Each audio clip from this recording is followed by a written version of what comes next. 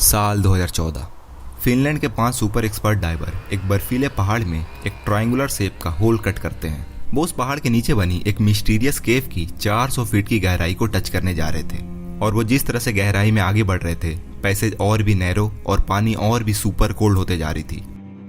शुरू में सब कुछ सही चल रहा था, लेकिन जब वो उस गहराई में पहुंचते हैं तो पलक झपकते ही कुछ ऐसा होता है जिसे इन्होंने कभी प्रेडिक्ट भी नहीं किया था। सभी उस गहराई में ट्रॉमेटिक एक्सपीरियंस का सामना कर रहे थे। जब डाइवर्स मौत से जूझ रहे थे तो बाकी के बचे डाइवर्स को खुद को बचाने के लिए मजबूरन एक इमोशनली चैलेंजिंग डिसीजन लेना पड़ता है।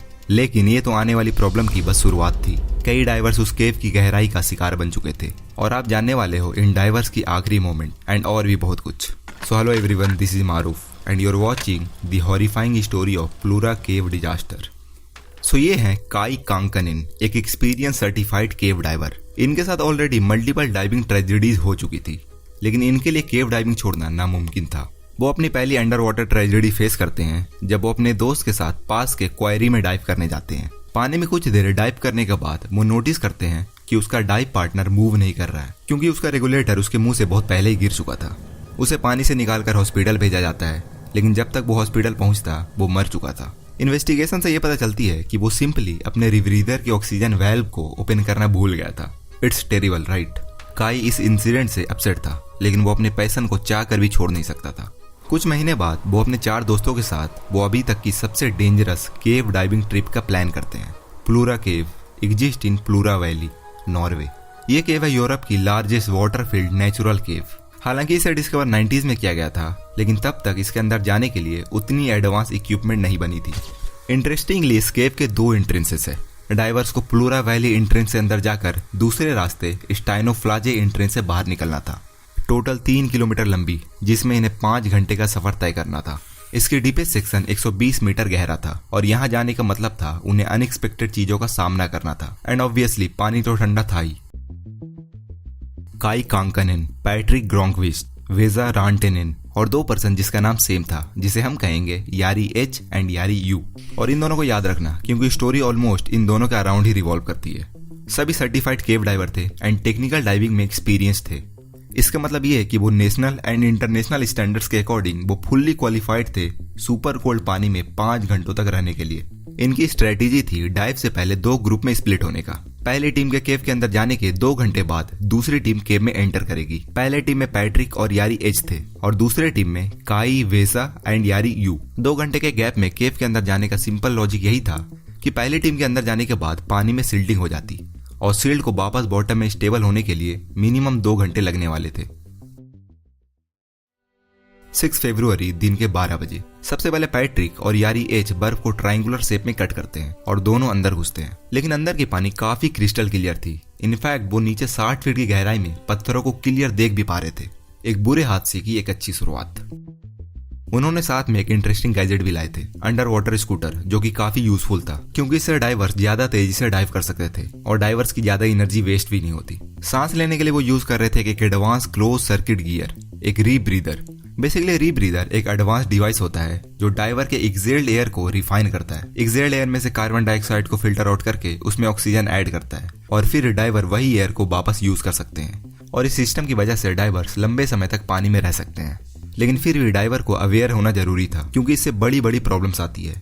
उसमें से एक बड़ी प्रॉब्लम्स थी हाइपर कैप्निया की। हाइपर कैप्निया तब होती है जब रीब्रीदर सही से काम नहीं करता और डाइवर के एक्सेल्ड कार्बन डाइऑक्साइड को रिमूव नहीं करता। इससे कार्बन डाइऑक्साइड ब्लड में बढ़ जाती है, जिससे चक्कर आना, कंफ्यूजन और फटीग जैसे सिम्टम को डाइवर फेस करते हैं। और ये हम सबको पता है, डिवाइसेस जितना ज्यादा कॉम्प्लेक्स होगी उसके मैल फंक्शन करने के चांसेस भी उतने ही ज्यादा होती है। दोनों डाइवर्स धीरे धीरे एक लीनियर चेंबर में 500 मीटर का सफर तय कर चुके थे और अब इन्हें 120 मीटर की गहराई के लिए नीचे टर्न लेना था। वो अब सामना कर रहे थे केव के डीपेस्ट सेक्शन का और रियल टेस्ट अब यहीं से शुरू होती है। वो जिस तरह से गहराई में आगे बढ़ रहे थे वो जगह उतना ही ज्यादा रिस्की होते जा रही थी। रास्ते और भी पतले और पानी और भी सुपर कोल्ड होते जा रही थी। चारों तरफ दीवारों में दरारें थी। पत्थर से एक स्मॉल इंजरी भी मौत का कारण बन सकता था।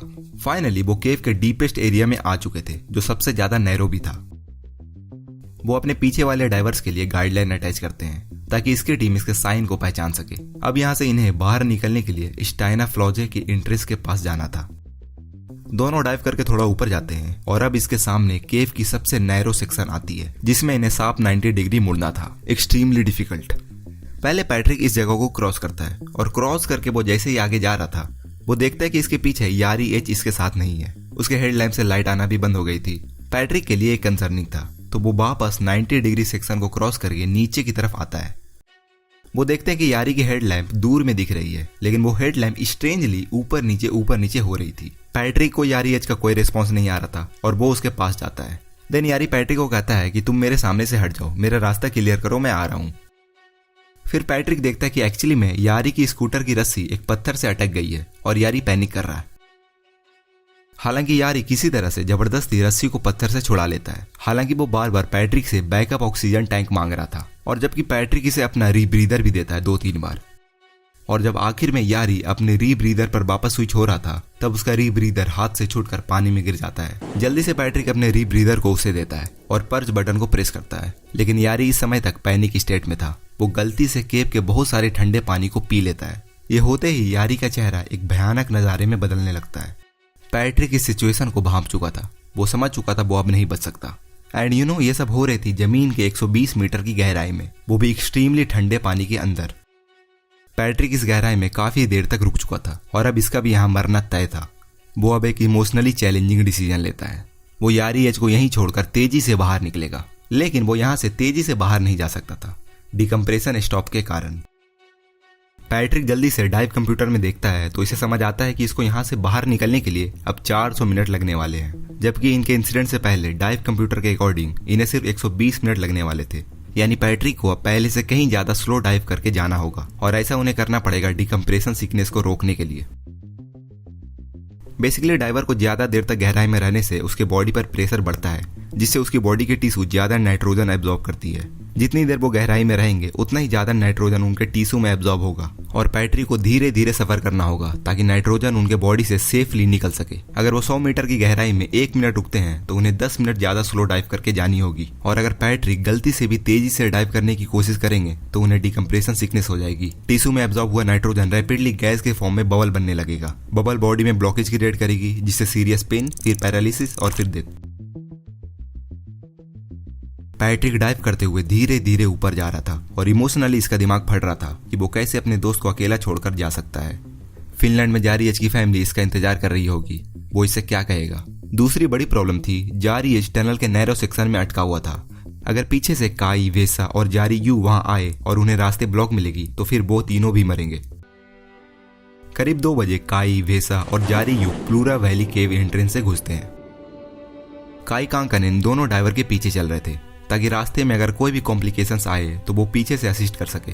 तीनों धीरे धीरे आगे की तरफ प्रोग्रेस कर रहे थे और जस्ट 20 मिनट के अंदर वो 500 मीटर का लीनियर चेंबर का सफर तय कर चुके थे और इसके बाद इन्हें नीचे गहराई की तरफ जानी थी। स्ट्रेटेजिकली यहाँ पैट्रिक और जारी एच ने पहले ही कुछ एक्स्ट्रा ऑक्सीजन सिलेंडर रख दिया था इन केस ऑफ इमरजेंसी। हालांकि वैसा को लग रहा था कि एक्स्ट्रा ऑक्सीजन सिलेंडर को अंदर ले जाने का कोई फायदा नहीं है, क्योंकि इसका मानना था कि वो अभी सफर को सिर्फ 4 घंटे में ही पूरा कर लेंगे। हालांकि वो फिर भी एक्स्ट्रा ऑक्सीजन सिलेंडर को साथ में ले लेते हैं। यस, अनजाने में उन्होंने एक सही डिसीजन लिया था जो सच में बेनिफिशियल होने वाला था। अब तक तीनों केव के डीपेस्ट एरिया में पहुंच चुके थे 120 मीटर की गहराई में। यहाँ वेसा को ऊपर के रास्ते में जाना था, बट ये सेक्शन पर्टिकुलरली नैरो थी। वो अपने सिलेंडर की वजह से आगे नहीं जा पा रहा था और उससे भी बुरा वेसा की एक विंग रस्सी में बुरी तरह से उलझ गई थी। वेसा और उसकी टीम को यहाँ डीले हो रही थी और वो लोग फ्रस्ट्रेट हो रहे थे।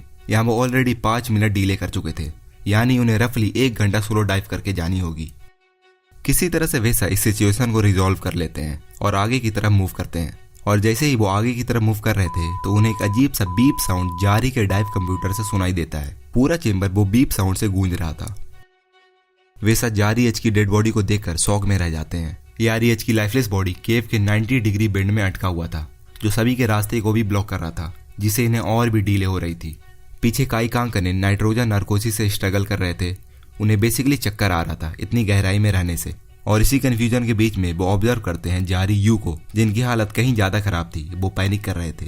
वो बार बार अपने क्लोज सर्किट गियर और ओपन सर्किट गियर के बीच में इनकंसिस्टेंटली स्विच कर रहे थे। स्विचिंग करते हुए धीरे धीरे उनके शरीर में अब ताकत नहीं बची थी। जारी यू की इक्विपमेंट इतनी गहराई में मैल फंक्शन कर गई थी और वो तड़पते तड़पते इस केव की गहराई का शिकार बन जाते हैं। अब तक काई कांकनेन समझ चुके थे कि सिचुएशन अब कहीं ज्यादा बिगड़ चुकी है और अब इन्हें एक क्रिटिकल डिसीजन लेना होगा। आगे का रास्ता ब्लॉक था और वापस लौटने के अलावा इसके पास दूसरा कोई ऑप्शन नहीं था। वो वेसा की तरफ चिल्लाकर उन्हें वापस आने को कहते हैं।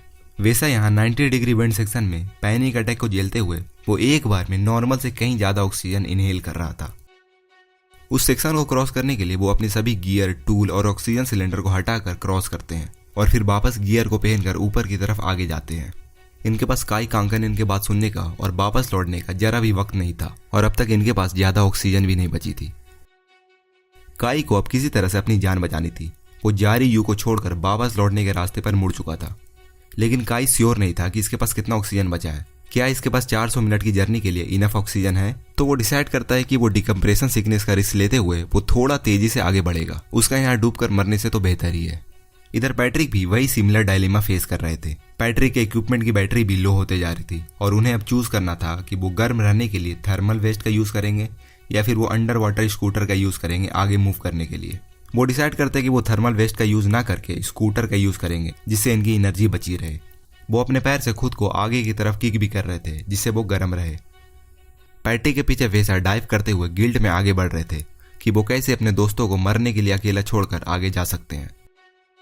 इमोशनल बर्डन और बाहर निकलने की चाहत ने काई को फाइनली लॉन्ग एयरफील्ड चेंबर तक पहुंचा दिया था, लेकिन उन्हें अभी भी 500 मीटर का सफर तय करना था। एयरफील्ड चेंबर तक पहुंचकर वो सोच रहे थे यहाँ रेस्क्यू टीम आएगी इसे बचाने के लिए, लेकिन रेस्क्यू मिशन की यहाँ कोई भी गारंटी नहीं थी।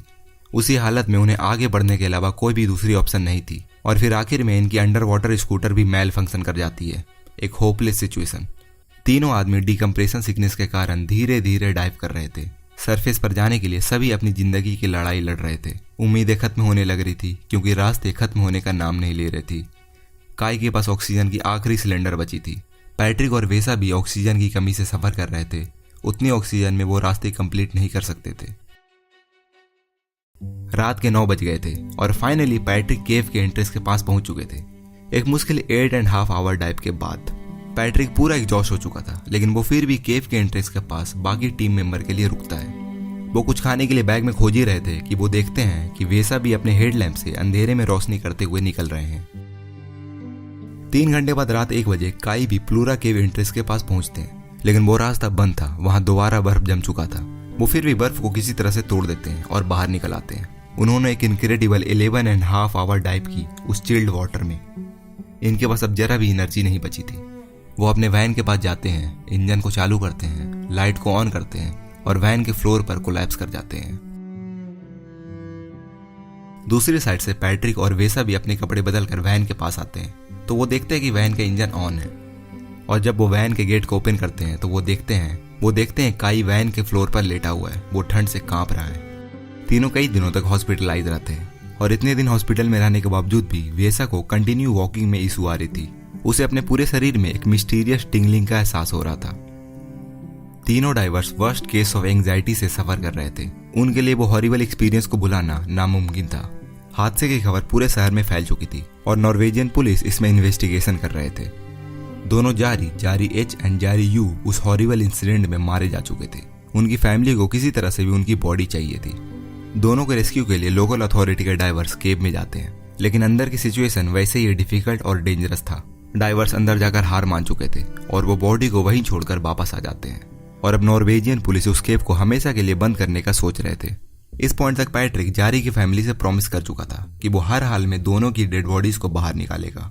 वो अपने कुछ एक्सपर्ट डाइवर दोस्त को कांटेक्ट करते हैं और उसमें से एक फेमस ब्रिटिश डाइवर भी थे, रिक स्टैंटन, जिसके बारे में मैंने थैमलंग केव ट्रेजेडी के वीडियो में बात की थी। और ये लाइकली था कि अगर वो लोग नॉर्वेजियन पुलिस से रेस्क्यू की परमिशन लेने जाएंगे तो उन्हें इस रेस्क्यू मिशन की परमिशन नहीं मिलेगी। तो वो इस ट्रिकी ऑपरेशन को केयरफुली प्लान करते हैं बिना वहां के लोकल अथॉरिटी को बताए हुए। 26 मार्च सभी यहाँ फुल प्रूफ रेस्क्यू स्ट्रेटेजी के साथ आए थे, जैसे कि वो स्ट्रेटेजिकली 2 दर्जन बेल आउट सिलेंडर्स प्लेस करते हैं पूरे केव रूट में सेफ्टी को इंश्योर करने के लिए, और इस तरह से पैट्रिक और सैमी दोनों के डेड बॉडीज को बाहर निकाल लेते हैं। रेस्क्यू ऑपरेशन की सक्सेस स्टोरी रैपिडली शहर में फैल जाती है। हालांकि रेस्क्यू ऑपरेशन ऑफिशियल ऑर्डर के अगेंस्ट हुआ था, लेकिन फिर भी अथॉरिटी के द्वारा रेस्क्यू पर कोई भी एक्शन नहीं लिया जाता। इस ऑपरेशन के कुछ महीने बाद काई, वेसा और पैट्रिक एक दूसरे एडवेंचर के लिए निकल जाते हैं। वो तैयारी कर रहे थे हफ्तों के केव डाइविंग एक्सपेडिशन के लिए जो फ्रांस और स्पेन में होने वाली थी।